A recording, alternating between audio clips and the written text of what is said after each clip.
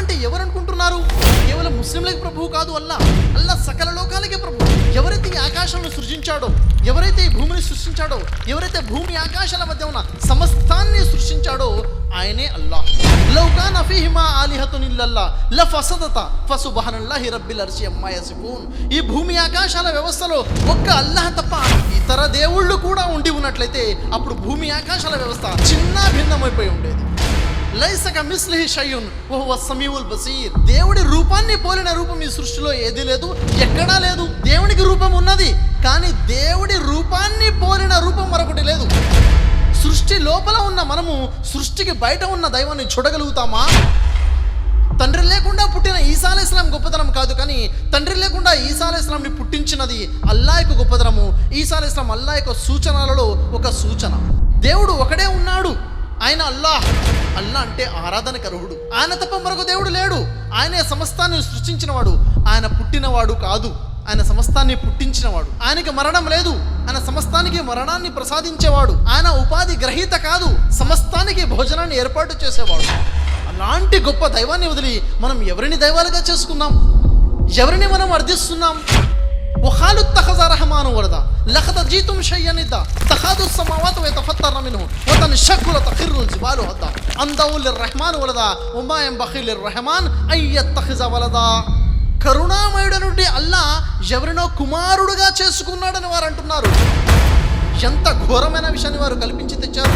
వారు అనే ఈ చెడ్డ మాట కారణంగా త్వరలోనే ఆకాశం బ్రద్దలైపోతుందేమో, భూమి పగిలిపోతుందేమో, పర్వతాలు తుత్తునీలుగా చేయబడతాయేమో. అల్లా ఎవరినో కుమారుడుగా చేసుకోవటం అనేది అల్లా యొక్క ఔన్నత్యానికి తగిన విషయం కాదు. అల్లాకి కుమారుడు లేడు. లఖద్ కఫర లజీన ఖాలు ఇన్నల్లాహు వల్ మసీహ్ ఇబ్ను మర్యం. ఎవరైతే మర్యం కుమారుడైనటువంటి ఈసా అలైహిస్సలాంని దేవుడు అని అంటున్నారో వారు అవిశ్వాసానికి ఒడిగట్టారు. వఖాలల్ మసీహ్, వాస్తవానికి యేసు ఏమన్నారు? యా బనీ ఇస్రాయిల్, ఓ ఇస్రాయేల్ వంశీయులారా, ఓ బుదుల్లా, అల్లాను ఆరాధించండి. రబ్బీ వ రబ్బకుం, ఆయన నాకు దేవుడే మీకు దేవుడే. ఈసా అలైహిస్సలాం వారు తన జాతి ప్రజలకు ఇలా తెలియజేశారు, ఓ ఇస్రాయేల్ ప్రజలారా, నేను మీ వద్దకు దైవ ప్రవక్తగా చేసి పంపబడ్డాను. నా తర్వాత అహ్మద్ అనే ప్రవక్త రాబోతున్నారనే శుభవార్తను నేను అందజేస్తున్నాను.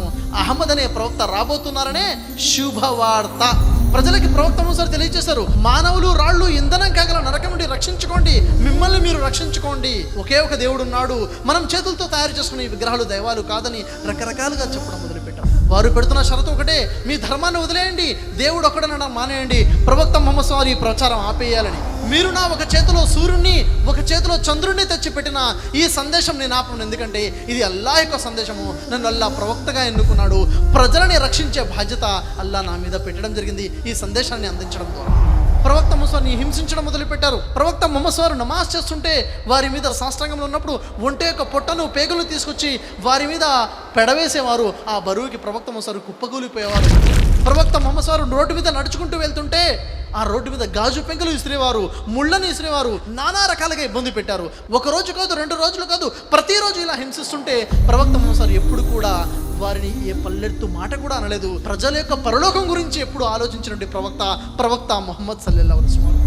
ఎవరో బాటసారులు వెళ్తున్నారు, ఒక బిడారం వారు వెళ్తున్నారు, వారికి దైవ సందేశం అందజేయాలని ప్రవక్త ముహమ్మద్ సల్లల్లాహు అలైహి వసల్లం వెంటనే ఆహారాన్ని 3 రోజులుగా ఆకలి ఉన్నట్టు ప్రవక్త ముహమ్మద్ ఆ రొట్టెను వదిలేసి వెళ్తుంటే వారి సతీమణి అన్నారు, ఓ అల్లాహ్ యొక్క ప్రవక్త ఎక్కడికి వెళ్తున్నారు? 3 రోజుల నుంచి ఏమీ తినలేదే, ఇది తినైనా వెళ్ళండి అంటే, లేదు, వారి కనుక వెళ్ళిపోతే వారికి నేను సందేశం ఇవ్వలేకపోతే రేపు పరలోకంలో నేను వారికి ఏ ముఖం చూపించాలి?